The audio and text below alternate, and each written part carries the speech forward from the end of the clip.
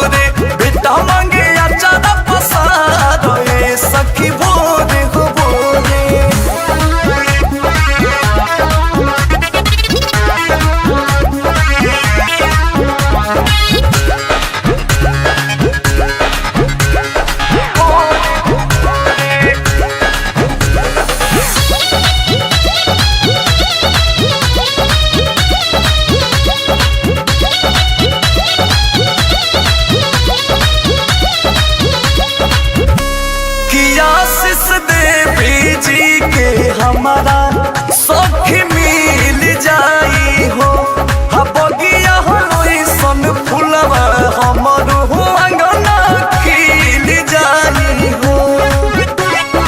आशीष देवी जी के हमारा सखी मिल जाई हो बगिया सन फुलवा हमर हो अंगना खिल जाई हो।